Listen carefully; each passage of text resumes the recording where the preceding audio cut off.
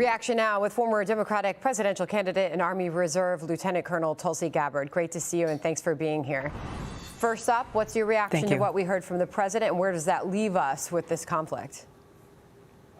President Biden is not addressing the number one question that really he should address, which is the American people wondering, what is this going to cost us here at home, and why are we doing this? Why is the president making the choices that he's making? The reality that we're facing is that already with this increasing confrontational approach that the president is taking, we're seeing inflation rise, we're seeing fuel prices rise. Those things will only continue to get worse if the United States and partners start to put sanctions in place against Russia. We'll see our inflation continue to worsen.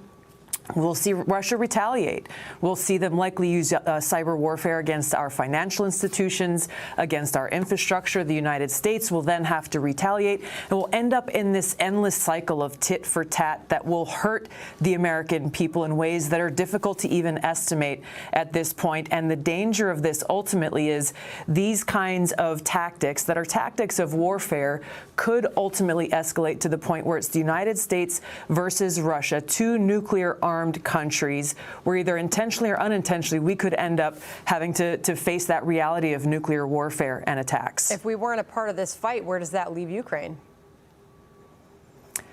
Well, here's the reality that we need to be addressing here, which is, what is Russia's foremost concern? Their foremost concern is about NATO and the United States placing their troops and missiles and so forth on Ukraine's border, and they see that as a security threat.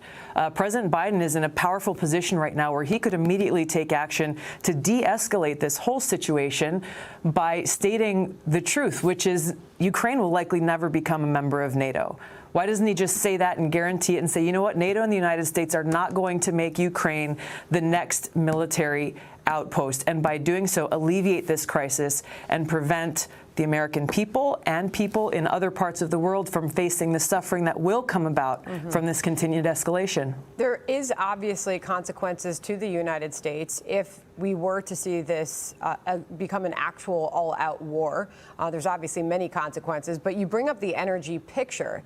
And if you were to see that gas never flow through the Nord Stream 2 pipeline to Germany, which is becoming highly dependent on Russia for its energy resources, Germany would have to essentially turn to other European nations for their energy. That would create a squeeze in Europe and therefore a squeeze on global energy supplies, which could impact us here at home.